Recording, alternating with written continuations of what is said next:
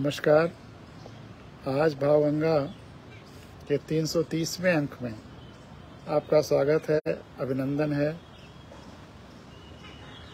बादल खूब घेरे हुए हैं।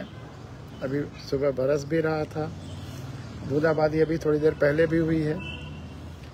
वो रिस्क है कि बीच में बूंदाबांदी हो सकती है तो हम लोगों को मेज खिसकाना पड़ेगा, लेकिन मैंने सोचा कि इतने दिनों से भावगंगा नहीं हुई, भावामृत की बूंदें तो दिल्ली से भी होती रहीं और दिनों बाद इन चिड़ियों के साथ फिर बैठने का मौका मिला है।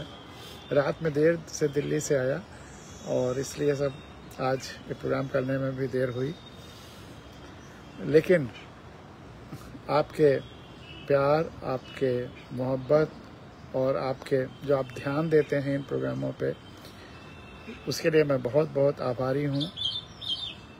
भावामृत की बूंदें तो रोज 100, 150, 180, 190 लोग वीडियो उस पे देखते हैं YouTube पे, जो कि कई गुना ज़्यादा है पहले की तुलना में। तो यह सब आपके प्यार का नतीजा है। बहुत लोगों ने प्रतिक्रियाएं लिखी हैं, आपके सामने उन प्रतिक्रियाओं को रखूँगा।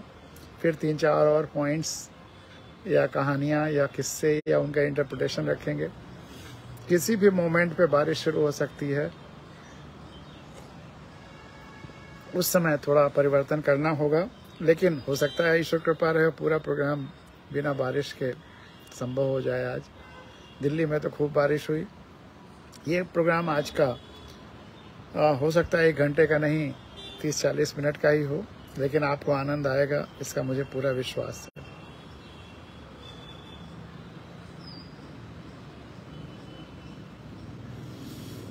दिल्ली से शर्मा जी लिखते हैं, good morning sir, all of your post are excellent, marvelous, very interesting, important, knowledgeable, useful information pertaining to our society, day-to-day life.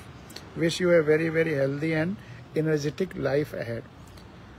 तो शर्मा जी लिख रहे हैं कि आपकी जितनी पोस्टें हैं वो सब एक्सीलेंट, बहुत सुंदर, बहुत अच्छी, मार्वेलस, अद्भुत, वेरी इंटरेस्टिंग, बहुत सुरुचिपूर्ण, जिसमें रुचि जगती हो, इम्पोर्टेंट, बहुत महत्वपूर्ण, नॉलेजेबल, बहुत ज्ञानवर्धक, और यूजफुल, बहुत उपयोगी, इंफॉर्मेशन, नॉलेज या सूचना या ज्ञान, जो भी कह लीजिए, पर्टेनिंग टू आवर सोसाइटी, हम सोसाइटी में जो रोज बरोज के मुद्दे हैं उन पर, सोसाइटी के बारे में, day to day life, society में रोजमर्रा के जीवन से संबंधित बहुत ज़रूरी बातें और बहुत महत्वपूर्ण, ज्ञानवर्धक, मार्वेलस, एक्सीलेंट बातें आपके इन प्रोग्रामों में मिलता है। आपको भविष्य के भावी जीवन के लिए स्वास्थ्यपूर्ण और एनर्जी से भरी हुई जिंदगी मिले, इसकी शुभकामनाएं कर रहे हैं। धन्यवाद शर्मा जी, आपके इन प्रतिक्रियाओं के लिए बहुत बहुत धन्यवाद। एक साहब ने एक कार्टून भेजा है,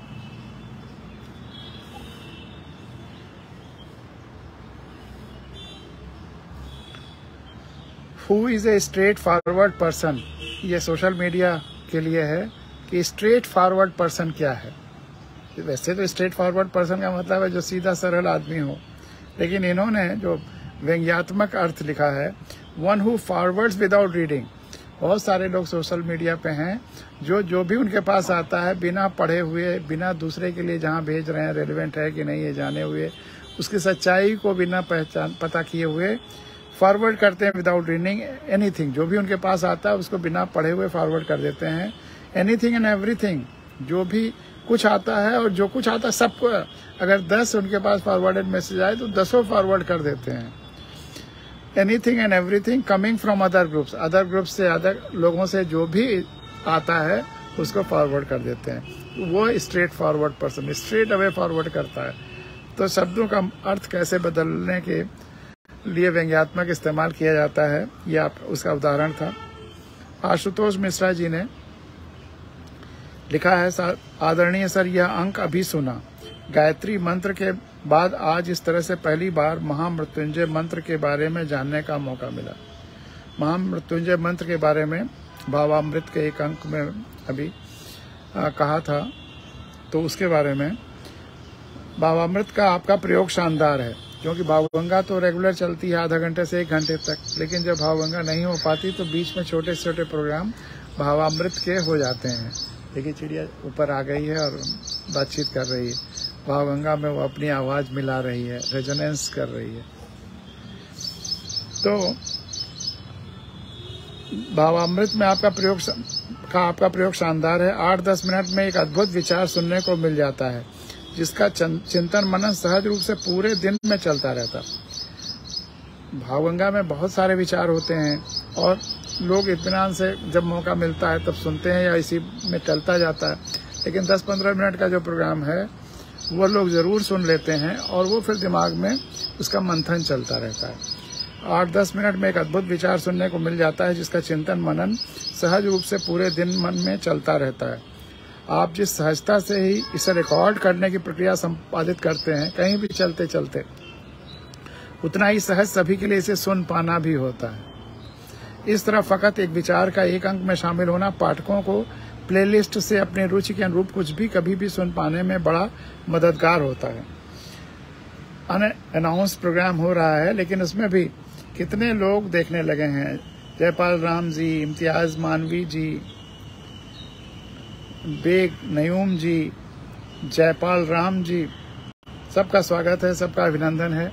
अनअनाउंस्ड जो प्रोग्राम्स होते हैं, जैसे ये समय निश्चित नहीं था, फिर भी एकाएक लोग आ जाते हैं और खूब देखते हैं। पेज में तो पिछला वाला जो भावगंगा का था लाइव 2600 लोगों ने देखा था।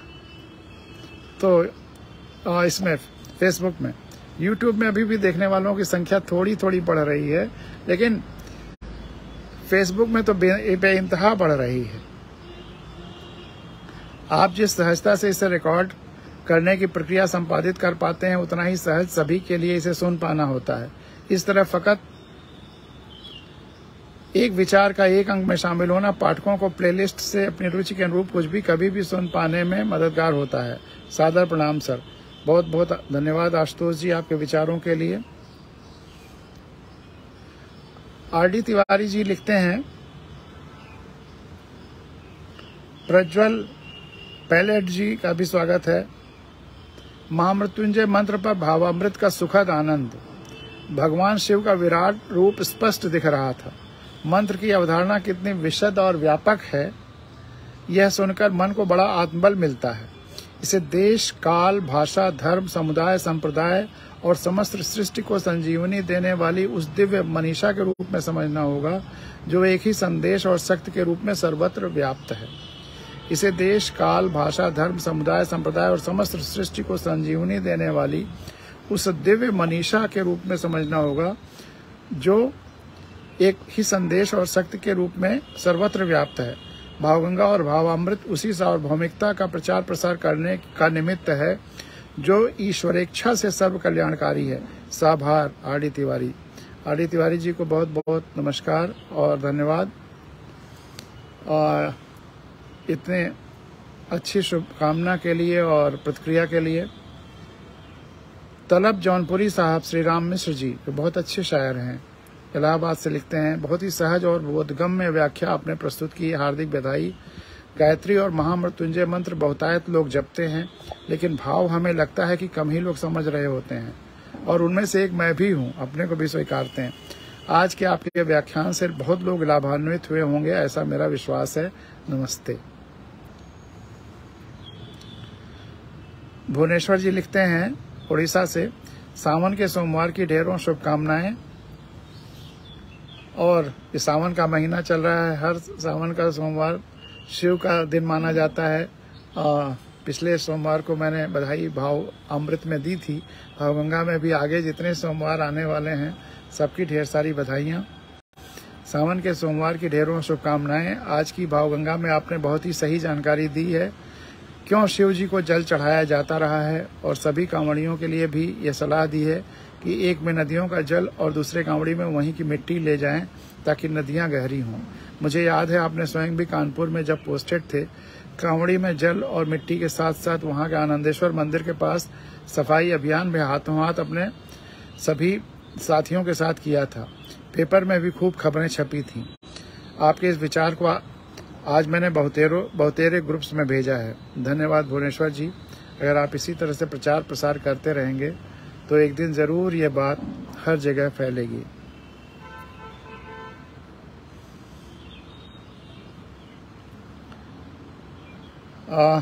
पिछले साल आज के दिन जो पोस्टें फेसबुक पे भेजते हैं तो ये मेमोरीज में आ जाता है। उसमें से एक दो आपके सामने रखता हूँ।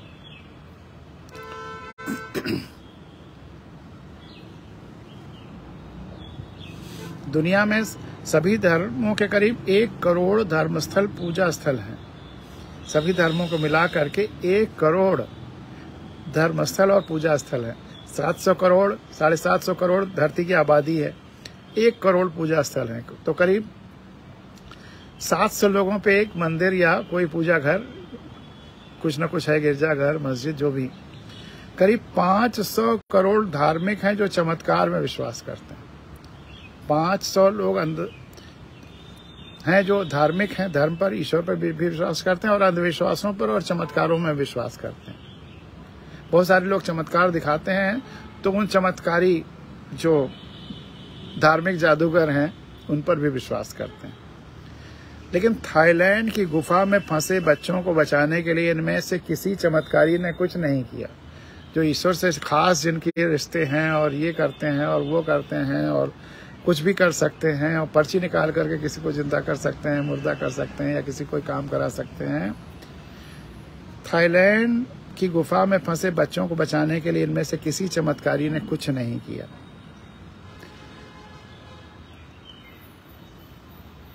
जब कोरोना आया तो उससे बचाने के लिए किसी चमत्कारी ने और किसी मंदिर या पूजा स्थल से कुछ नहीं हुआ।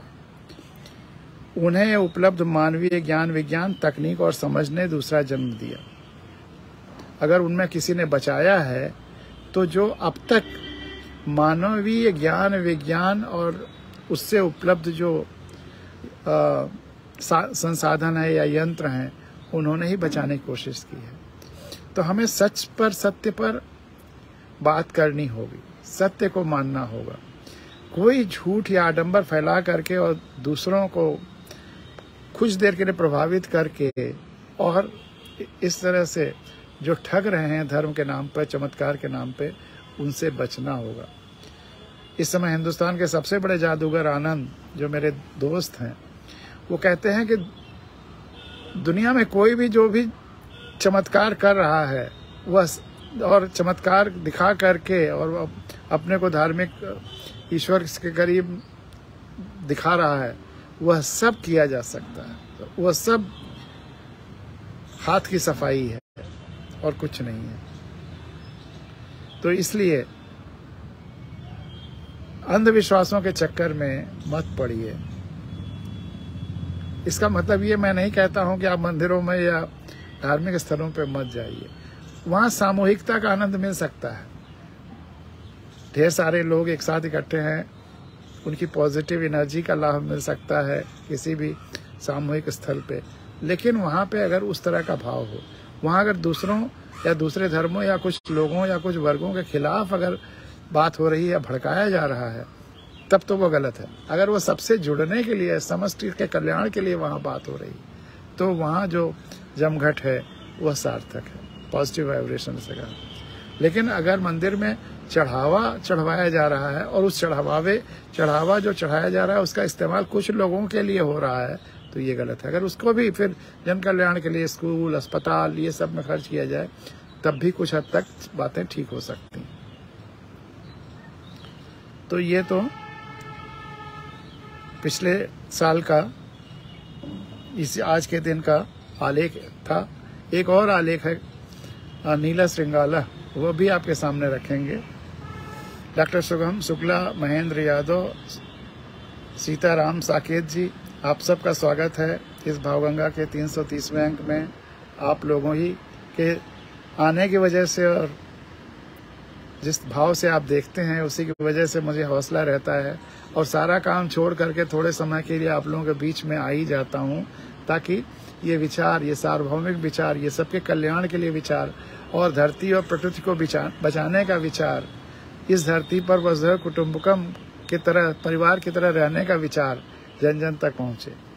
जैसे मैंने पिछले भावामृत में, अब जब भी आप नदी के किनारे जाइए तो एक कलश जल लाइए, ठीक है गंगा जल लाइए, लेकिन उस नदी के जहाँ से आप जल ले रहे हैं उसके नीचे जो मिट्टी है, एक कलश मिट्टी भी ले आइए।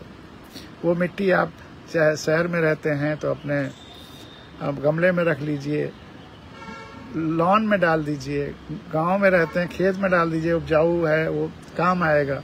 तो इस तरह से लेकिन नदियां गहरी होनी शुरू हो जाएंगी, नदियां स्वस्थ होनी शुरू हो जाएंगी। आज धरती बीमार है क्योंकि उसका टेम्परेचर 4 डिग्री बढ़ गया, बुखार है, और नदियां बीमार हैं क्योंकि वो बिल्कुल छिछली हो गई हैं, उनमें गहराई नहीं रह गई है। वो गहराई बढ़ाने की ज़रूरत है, और वो सरकार, किसी सरकार की योजना से नहीं होगा, वो हमको आपको ही नदी से प्रेम करते हुए अगर नदी के पास जाते हैं तो वहाँ से एक कलश मिट्टी ज़रूर लाइए। विवेकानंद ने एक स्टेटमेंट दिया है, उसका एक साहब ने पोस्टर भेजा है, वो भी आपको दिखा रहा हूँ। जो हमेशा कहे मेरे पास समय नहीं है, असल में वह व्यस्त नहीं है, वह अस्त व्यस्त है। ये स्वामी विवेकानंद ने कहा था आज से कितने साल पहले, 100 साल पहले करीब। और 110 साल पहले। आज तो साइंस एंड टेक्नोलॉजी और आगे बढ़ गया है। एम मुन्ना भाई जी, गोविंद मौर्य जी, अरुण चौबे जी, आप सबका भी स्वागत है, अभिनंदन है इस प्रोग्राम में। तो आज साइंस तो और आगे बढ़ गया है, तो जो भी आदमी कहता है कि मैं बहुत व्यस्त हूँ, मेरे पास समय नहीं है, वो झूठ बोल रहा है। क्योंकि मॉडर्न साइंस ने हर व्यक्ति को इफरात समय दे दिया है। जो काम महीनों में, दिनों में होते थे, वह अब घंटों में, सेकंडों में हो जाते हैं। यात्राएं यहाँ से बद्रीनाथ, केदारनाथ, या यहाँ से अमेरिका तो जाने को सोच ही नहीं सकते थे, या दूसरे महाद्वीप में कहीं जाना हो तो बद्रीनाथ वगैरह जाने के लिए महीनों के पहले निकल जाते थे। बहुत लोग घर से अपना खुद का अपना श्राद्ध वगैरह करके निकलते थे, पता नहीं वापस भी आएंगे कि नहीं आएंगे। और अब वो सब यात्राएं घंटों में या दिनों में हो जाती हैं। तमाम खाना बनना ही, चूल्हा जलाओ, ये करो वो करो, वो सब काम मिनटों में उपलब्ध है। तो मॉडर्न साइंस ने हर व्यक्ति को इफरात टाइम दे दिया है। आज के, जब हम जंगलों में रहते थे प्रागैतिहासिक युग से लेकर के और आज तक, मॉडर्न साइंस ने हमेशा कामों को करने का समय घटाता चला गया, और जिसकी वजह से हमारी जो रोजमर्रा के काम की जरूरतें थीं वो बहुत कम हो गई। बहुत उसमें का समय बहुत कम हो गया। काम तो उससे ज्यादा होने लगे, लेकिन समय बहुत कम हो गया। तो उसकी वजह से हर आदमी के पास समय बचता है, जाने आने, लिखने, पढ़ने, कुछ भी काम करने। कंप्यूटर और ये मॉडर्न इंटरनेट वगैरह, चिट्ठियां भेजने में कितना टाइम लगता था, आज मिनटों में पूरे दुनिया में कहीं भी कोई मैसेज, फोटो, वीडियो कुछ भी चला जाता है। तो मॉडर्न साइंस ने हर व्यक्ति को इफरात टाइम दिया है। लेकिन आदमी व्यस्त क्यों रहता है? वो जितना काम पूरे अपने परिवार के, समाज के, प्रकृति के, धरती के कल्याण के लिए करना चाहे करे, इतना समय है, लेकिन फिर भी आदमी जरूरत से ज्यादा व्यस्त रहता है कि अपने पास वाले के लिए उसके पास समय नहीं है। वो केवल इसीलिए है कि मॉडर्न साइंस ने हर आदमी के पास इफरात टाइम दे दिया है। लेकिन मॉडर्न साइंस ने, साइंस तो मैं गलत कह रहा हूँ, मॉडर्न टेक्नोलॉजी ने, क्योंकि साइंस तो सच की खोज का नाम साइंस है। ये टेक्नोलॉजी, मॉडर्न जहाँ जहाँ मैंने अब तक साइंस इस्तेमाल किया उसको टेक्नोलॉजी लीजिए या साइंटिफिक टेक्नोलॉजी लीजिए। मॉडर्न टेक्नोलॉजी ने हर आदमी के पास सरप्लस टाइम दिया है, लेकिन आदमी व्यस्त क्यों है? क्योंकि मॉडर्न साइंस ने हर आदमी को टाइम वेस्ट करने का भी इनफाइनाइट तरीका दे दिया है। समय वेस्ट करने का इनफाइनाइट तरीका दे दिया है। लीजिए, अब कुछ धूप होने लगी, थोड़ा सा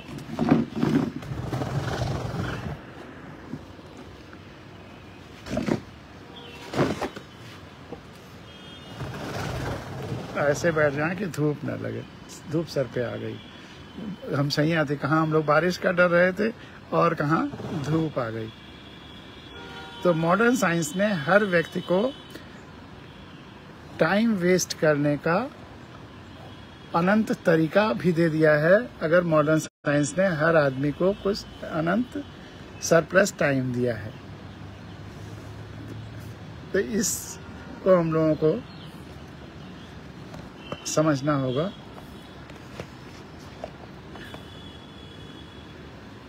ये कैमरा इधर उधर करने में थोड़ा यूट्यूब का कैमरा खिसक गया था, अब ठीक हो गया। मुन्नन राम जी, इंजीनियर विपिन सिंह यादव जी, आप सब लोगों का भी स्वागत है।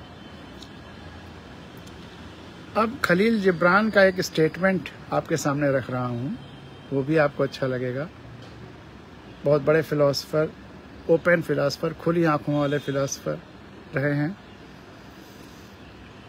उस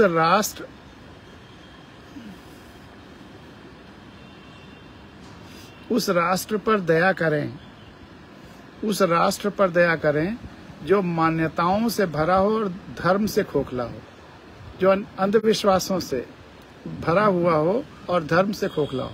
असली धर्म, जो मैं बार बार कहता हूं, असली धर्म है कि अपने से, परिवार से, समाज से, प्रकृति से, धरती से और ब्रह्मांड से जुड़ने की जो प्रक्रिया है, यही धर्म है।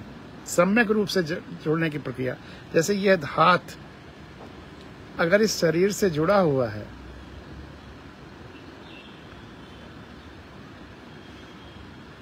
तो ऑर्गेनिक रूप से जुड़ा हुआ है, तो इसका धर्म, यह जुड़ाव ही होगा और उस धर्म की वजह से यह सब पूरे शरीर के कल्याण के लिए कार्य करेगा।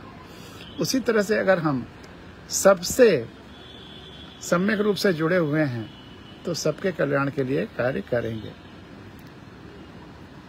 तो खलील जिब्रान कहते हैं, उस राष्ट्र पर दया करें जो मान्यताओं से भरा हो और धर्म से खोखला हो, और उस राष्ट्र पर दया करें कि वह ऐसा कपड़ा पहनता हो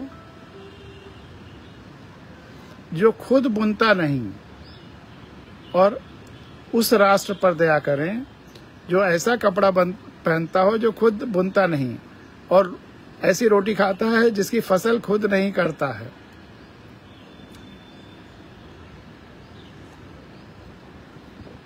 यह उस समय की बात है जब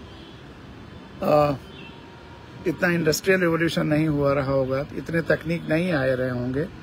तो उनका आशय यह है कि ये संपूर्णता, ये एग्जिस्टेंस, अगर उसको हम ईश्वर कहते हैं, तो ईश्वर उन लोगों पर दया करे जो बिना मेहनत के खाना खाते हैं। अब तो इतना लाइफ में विविधता है कि आदमी हर काम नहीं कर सकता, कि कपड़ा भी बुन ले, खाना भी बना ले, लेकिन बिना कुछ किए जो खाना खाता है वह गलत है। मेहनत करे, सबके लिए मेहनत करे, अपने इस इंद्रियों का सुबह से रात तक सक्रिय इस्तेमाल करे, सबके कल्याण के लिए, अपने भी, परिवार के भी, समाज के भी, प्रकृति के भी, धरती के भी और ब्रह्मांड के भी, सबके कल्याण के लिए काम करे। तो उस राष्ट्र पर दया करें जो मान्यताओं से भरा हो और धर्म से खोखला हो, उस राष्ट्र पर दया करें कि वह ऐसा कपड़ा पहनता है जो खुद बुनता नहीं, और ऐसी रोटी खाता है लेकिन उसकी फसल खुद नहीं करता है। यहाँ राष्ट्र सामूहिकता के रूप में कह दिया गया, तो राष्ट्र में सब लोग अपनी अपनी मेहनत खाएं, मतलब जब हर चीज का अपनी मेहनत करें, हर व्यक्ति ही राष्ट्र बनाता है, तो बिना मेहनत के कोई न रहे, और अगर बिना मेहनत के लोग रहते हैं तो भगवान उसको भला करे, यही वो कामना करते हैं। उस राष्ट्र पर दया करें जो लोगों को धमकाने वालों को राष्ट्र का नायक बनाता है। उस राष्ट्र पर दया करें जो लोगों को धमकाने वालों को राष्ट्र का नायक बनाता है और उससे शानदार विजय का इनाम उधार जैसा प्रदान करता है, और उससे शानदार विजय का इनाम उधार जैसा प्रदान करता है।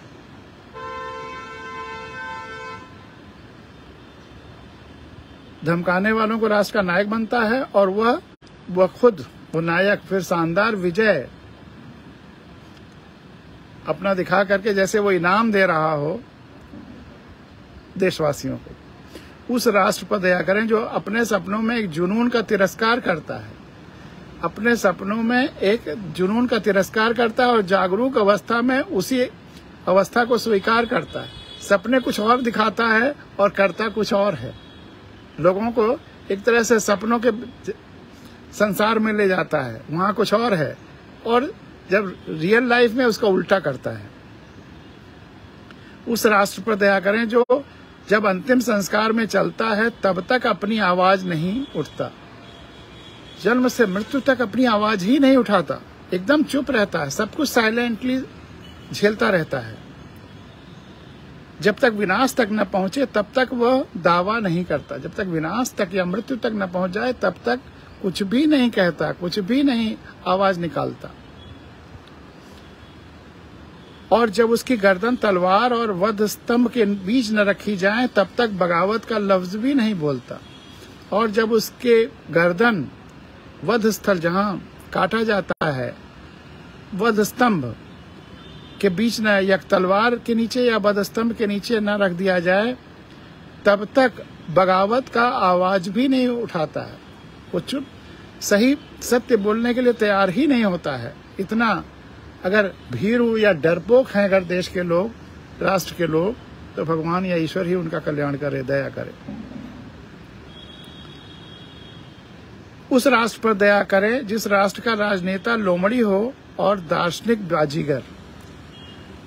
उस राष्ट्र पर दया करें जिस राष्ट्र का राजनेता लोमड़ी हो और दार्शनिक बाजीगर, और जिस राष्ट्र की कला नकल करने की कला है, और जिस राष्ट्र की कला नकल करने की कला है, उस राष्ट्र पर दया करें जो उत्साह के साथ अपने नए शासक का स्वागत करता है, उत्साह के साथ अपने नए शासक का स्वागत करता है और अपमान के साथ उसी शासक की बुराई करता है। यानी कि उसने शासक गलत चुना है या उस देश में गलत शासक आ जाते हैं तो भगवान उस देश का भी भला करे, कल्याण करे। मनुष्य नहीं कर सकते या देश स्वयं अपना कल्याण नहीं कर सकता। अगर एक शासक कभी उसका स्वागत करें और फिर उसका अपमान हो, इसका मतलब कि शासक गलत आ गया था, तो गलत शासक न मिले इसकी कामना करता है। जो उत्साह के साथ अपने नए शासक का स्वागत करता है और अपमान के साथ उसी शासक की बुराई करता है, केवल फिर से एक नए शासक का स्वागत करने के लिए, फिर से एक उसी तरह से नए शासक का स्वागत करने के लिए। यानी कि वो शासक का चुनाव अपनी खुली आंखों से नहीं करता है, आंखें बंद करके गलत मुद्दों के आधार पर शासक ले आए जाते हैं। उस राष्ट्र पर दया करें जिस देश के संत, धर्मगुरु, बुद्धिजीवी वर्षों से गूंगे हैं। उस राष्ट्र पर दया करें जिस देश के संत, सही सेंट्स की बात कर रहे हैं, आजकल के तमाम उल्टे सीधे संतों की बात नहीं। धर्मगुरु उस तरह के धर्मगुरु जो परिवार, समाज, व्यक्ति का खुद, परिवार, समाज, प्रकृति, देश और धरती, सबके कल्याण का जिनमें विचार है, ऐसी बातें जो कहते फैलाते हैं, जो असली धर्म के बारे में बताते हैं, ऐसे धर्मगुरु। बुद्धिजीवी और जो पढ़े लिखे हैं, बुद्धि के आधार पे जीते हैं, बुद्धि का काम करते हैं, अगर ये सच नहीं बोलते हैं, ये गूंगे हैं, समय रहते व्यवस्था को और लोगों को नहीं सच्चाई दिखाते या चेताते, तो उस देश का भी कल्याण नहीं हो सकता। भगवान ही उसका भला करे।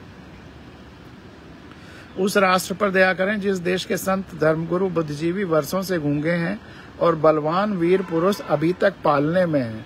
और बलवान वीर पुरुष अभी तक पालने में है, मतलब भविष्य की पीढ़ियां भले बलवान हो, आजकल की पीढ़ी जिसकी एकदम से नपुंसक है, भगवान उस देश का भी भला करें। उस राष्ट्र पर दया करें जो छोटे छोटे टुकड़ों में बट गया हो। उस राष्ट्र पर दया करें जो छोटे छोटे टुकड़ों में बट गया हो और उसका प्रत्येक टुकड़ा खुद को राष्ट्र मान रहा हो। उस राष्ट्र पर दया करें जो छोटे छोटे टुकड़ों में बढ़ गया हो और उसका प्रत्येक टुकड़ा खुद को राष्ट्र मान रहा हो। ये तो खलील जिब्रान थे। आज जिस सोच की जरूरत है धरती को, वो इससे थोड़ा और आगे की है। इस आखिरी लाइन पर मैं बहुत कुछ कहना चाहता हूँ। उस राष्ट्र पर दया करो जो छोटे छोटे टुकड़ों में बंट गया हो और उसका प्रत्येक टुकड़ा खुद को राष्ट्र माने। यहीं पर धरती का कॉन्सेप्ट जरूरत है। वसुधैव कुटुंबकम, पूरी धरती एक परिवार है और एक परिवार का एक व्यवस्था या व्यवस्थापक होना चाहिए, यानी कि पूरी धरती एक व्यवस्था की यूनिट होनी चाहिए। एक राष्ट्र धरती पर होना चाहिए और वह धरती राष्ट्र है। आप दूर से देखिए, यहाँ से किसी दूसरे ग्रह में जाकर के या सैटेलाइट से जाकर के, उपग्रह से जाकर के दूर से धरती देखिए तो एक प्यारा सा एक गोला दिखता है जो एक परिवार है।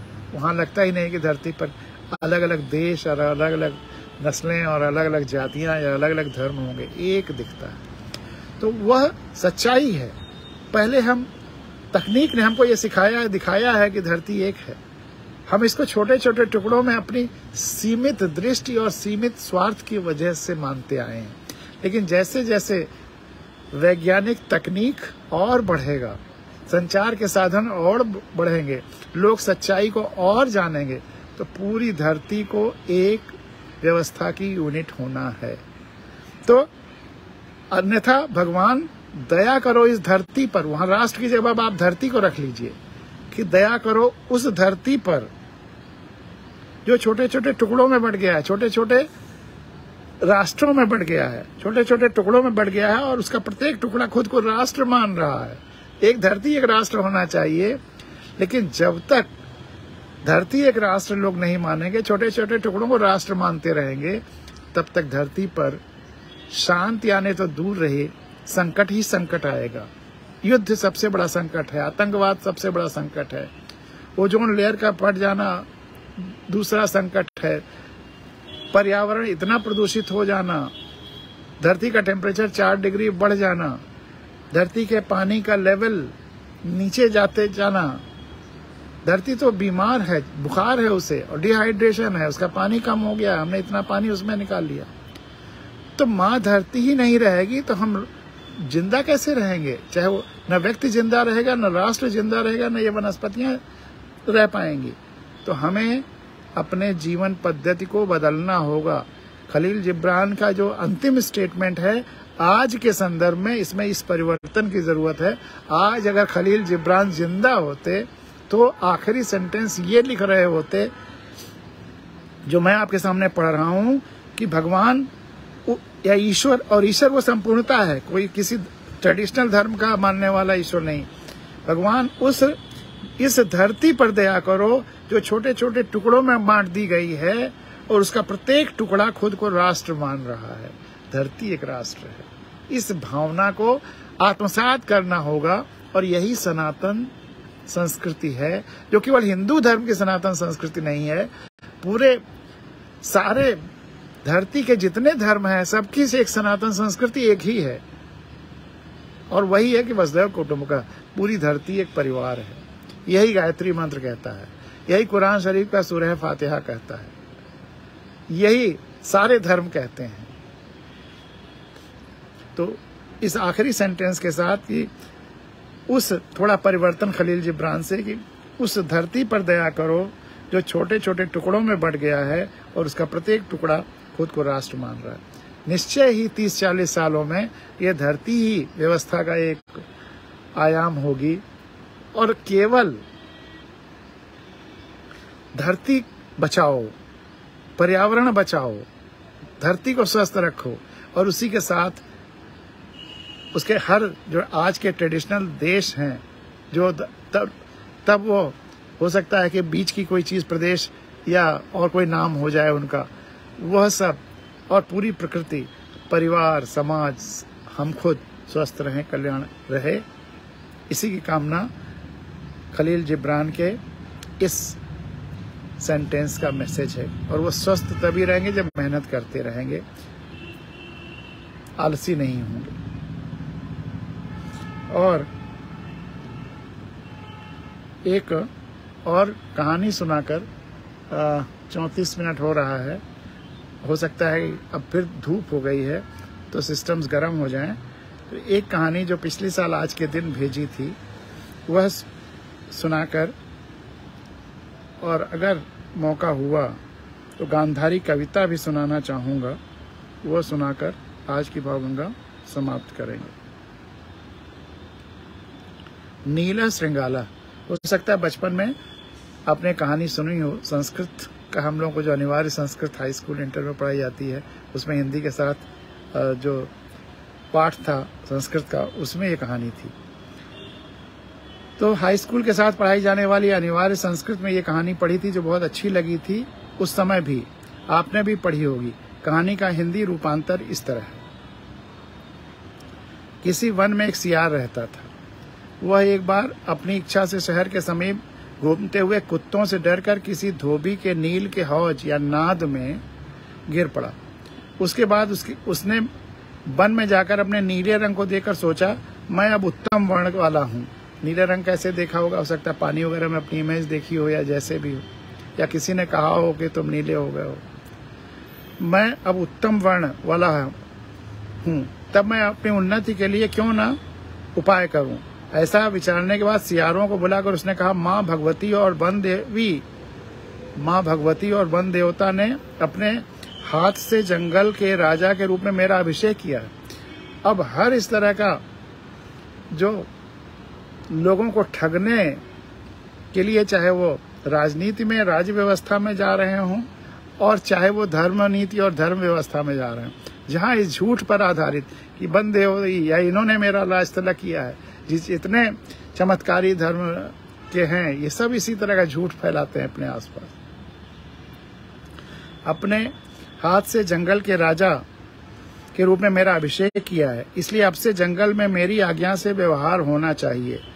सियार उसका विशिष्ट वर्ण देखकर उसे प्रणाम करके बोले, देवी की जैसी आज्ञा। इसी क्रम से जंगल के सब वासियों ने उसका आधिपत्य स्वीकार कर लिया। धीरे धीरे बाघ, सिंह आदि उत्तम प्राणियों को पाकर उसने अपनी जाति वाले सिवारों को दूर कर दिया। अब वह राजा बन गया, तो अब इससे सियारों से कहीं मेरा भेद न खोल दें, कुछ दिनों में उनको दूर कर दिया। इसके बाद दुखी सियारों को देखकर किसी बूढ़े सियार ने यह प्रतिज्ञा की कि इसका एक ऐसा उपाय करना होगा इसकी पोल खुल जाए, क्योंकि व्याघ्र आदि सब इसके रंग से ठगे गए हैं और इसे सियार न जानकर राजा मानने लगे हैं। इसके बाद सायंकाल में सभी सियारों ने मिलकर वहां एक साथ ऊंची आवाज में हुक्का हुआ हुआ कहना शुरू किया। वह आवाज शब्द सुनकर उस नीले सियार ने भी अपनी जाति के स्वभाव के अनुसार उसके साथ ऊंची आवाज में बोलना शुरू कर दिया। ऐसा करने के कारण वह सिंह आदि द्वारा पहचान लिया गया और माना गया कि जिसका जो स्वभाव होता है उसका निवारण कठिन है। यदि कुत्ते को राजा बना दिया जाए तो क्या वह जूते नहीं चाटेगा? अर्थात जरूर चाटेगा। ये तो कहानी थी जो संस्कृत में नीला श्रृंगाला के नाम से हाई स्कूल इंटर में पढ़ी। कहानी का निहितार्थ उस समय तो नहीं समझ में आया, लेकिन गहराई से सोचने पर आज पाता हूँ कि कितना गहरा अर्थ ये छोटी सी कहानी अपने में समेटे हुए है। इस धरती पर हम सब मनुष्य जात के लोग सभी सशक्त हैं। सभी मनुष्य जात के लोग, सब में शक्तिशाली होने की संभावना है और वह सब ईश्वर के बनाए हुए अद्वितीय विलक्षण व्यक्तित्व हैं और उन्हें अपनी इस विलक्षणता की शक्ति को पहचानना है। हर व्यक्ति को अपनी उस विलक्षणता को पहचानना है। मैं तो बार बार कहता हूँ बच्चों के बीच में जाकर के कि तुम सब बच्चे, छोटे बच्चों के, जब तुम सब बच्चों में आज तक पैदा हुए, संभव हुए जितने भी अवतार, पैगंबर, मसीहा, ईश्वर, जितने भी महापुरुष हुए हैं, सबसे बड़े होने की संभावना है, क्योंकि तुम बीज हो और वह सब वृक्ष हो चुके हैं और हर बीज में, हर वृक्ष से बड़ा होने की संभावना है। तो असली काम यही है गुरुओं का, और असली काम यही शिक्षा का भी है, और असली सही धर्म का भी काम यही है कि हर व्यक्ति में उसके छुपे हुए, उसके अंदर के महामना को उकेरे, उसके छिपे हुए उसके अंदर की शक्तियों को उकेरे। और यह शिक्षा वो तोतो चान का जो गुरु है जापान की, उस किताब में जो सच्चा किस्सा है, मैं जो बार बार सबको बताता हूँ कि सारे जिन बच्चों को कमजोर रिजेक्टेड मान लिया गया है उनको वो पढ़ाता है बिना किसी ज्यादा संसाधन के, और उस स्कूल से निकले हुए सारे के सारे बच्चे जापान की टॉप मोस्ट पोजिशंस पे पहुंचते हैं। वो क्यों होता है? क्योंकि वह उनमें उस सच्चाई की भावना भरता है, उन बच्चों के अंदर उनके जो गुण हैं, आंतरिक गुण हैं, उसको उकेरता है, निकालता है, आत्म साक्षात्कार करता है, सेल्फ रियलाइजेशन और सेल्फ एक्चुअलाइजेशन कराता है। लेकिन जब वो अपने आंतरिक गुणों को छोड़ किसी एक बाह्य रंग के होकर और उसी रंग की वजह से अपने को श्रेष्ठ मानने और मनवाने लगता है, जब वो नाटक करने लगता है, विलक्षण मनवाने लगता है, भले ही वो बाह्य रंग विचार का हो, शरीर का हो, या किसी खास गुण और अवगुण का हो, झंडे का हो, परिधान का हो, मीडिया द्वारा बनाई गई छवि का हो, जाति का हो, धर्म का हो, तो जो लोग उसके रंग के प्रभाव में आकर उसकी अंधभक्ति करने में लग जाते हैं, उन्हें स्वामी मान लेते हैं, रहनुमा मान लेते हैं, वे सब बाद में उसी प्रकार ठगे जाते हैं। समय लगता है 5 साल, 10 साल, 15 साल। 15 साल से ज्यादा नहीं लग सकता, 10 साल ही बहुत है। 15 साल से ज्यादा किसी का नाटक नहीं चल सकता।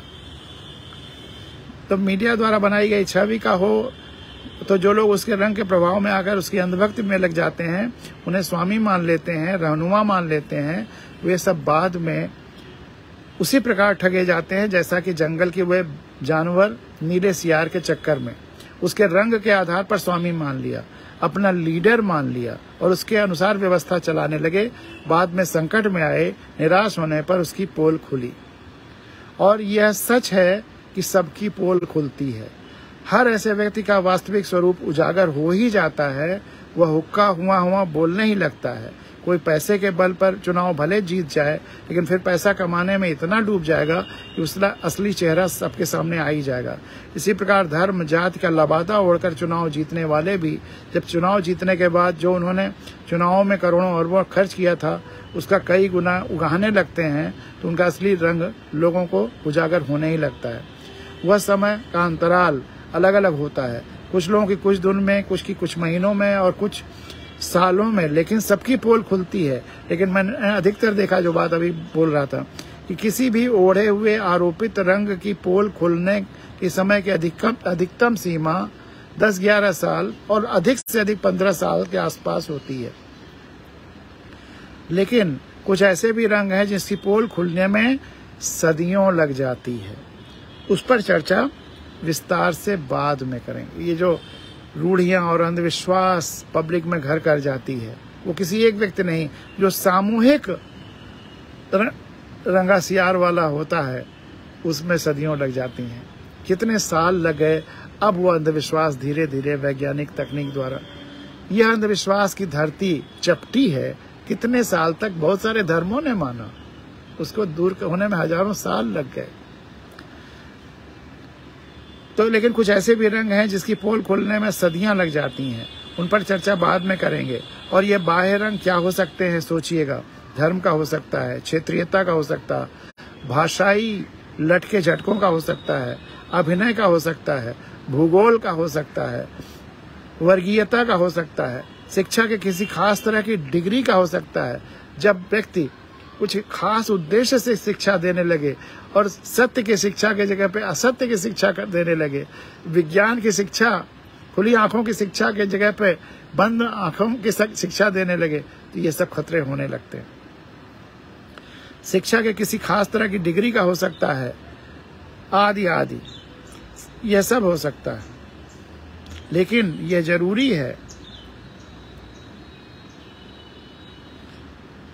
जरूरी है, कि जिंदगी में, समाज में, व्यवस्था में हम सब आंखें खुली रखें और किसी की पहचान उसके आंतरिक शक्तियों के आधार पर करें, न कि किसी खास बाह्य आधार पर, रंग के आधार पर, चाहे वो भौतिक हो या वैचारिक। हमें किसी किताब की पहचान मात्र उसके कवर देखकर नहीं कह सकते। हम किसी किताब की पहचान मात्र उसके कवर देख करके नहीं कह सकते। अभी कबूतर चारों तरफ वॉक कर रहा है, सामने चिड़ियां बैठी हुई हैं, जैसे कि पूरा मतलब अद्भुत मजमा लगा हुआ है यहाँ पर। और अब आज के भावगंगा का प्रोग्राम यहीं पर विराम लेता है, क्योंकि इंस्ट्रूमेंट्स धूप की वजह से गर्म होने के कगार पे हैं। एक इंस्ट्रूमेंट लगभग गर्म हो गया। अब इसमें जो मैंने बहुत सारी चीज़ें कॉपी कर रखी थी मेल पर, अब वो अभी तक दिख रहा था, वो काफ़ी ब्लैक सा दिखने लगा है। अब पढ़ने में दिक्कत होने लगी है, तो इसलिए और भावगंगा का प्रोग्राम यहाँ पर समाप्त करते हैं। आपका आज का दिन शुभ हो। और एक मित्र ने आग्रह किया है, जैसे मैंने गायत्री मंत्र पर या महामृत्युंजय मंत्र पर चर्चा की वैज्ञानिक रूप से, किसी धार्मिक रूप से नहीं, जो लोगों को पसंद आया, बहुत ज़्यादा पसंद आया, और हर वर्ग के, हर धर्म के, हर जाति के और हर देश के लोगों को पसंद आया। तो एक साहब मेरे एक मित्र हैं, उनका आग्रह है कि मैं सत्यम शिवम सुंदरम पर कुछ बोलूं किसी दिन। लेकिन ये बड़ा गहरा टॉपिक उन्होंने मुझे दिया है। मैंने कहा आप खुद चूंकि ये कह रहे हैं तो कुछ है, आपने सोचा होगा। उसने एक दो पॉइंट्स बताए कि कभी इस पे विवाद भी हुआ था कि सत्यम शिवम सुंदरम सार्वभौमिक है कि नहीं। तो हमने कहा कि फिर आप कुछ लिख करके भेजिए ताकि उसकी आधार मान करके मैं अपनी बात रखूं। तो देखिए, आप लोगों से भी आग्रह है कि अगर सत्यम शिवम सुंदरम पर चर्चा चाहते हैं तो कुछ अपने पॉइंट्स भेजिए, अपने प्रश्न भेजिए, ताकि मैं कुछ अध्ययन करके, कुछ सोच करके सार्वभौमिकता के आधार पर कुछ बोलने की कोशिश करूं। लेकिन मेरी बात आपको अच्छी लगती है, इसकी मुझे बेहद खुशी है। आज भावगंगा के इस 330वें अंक के समापन पर आपको ढेर सारी बधाइयाँ, और आज का आपका दिन बहुत बहुत शुभ हो, इसकी मंगल कामना के साथ फिर हम लोग जल्दी मिलेंगे। कल भावामृत में तो मिलेंगे ही।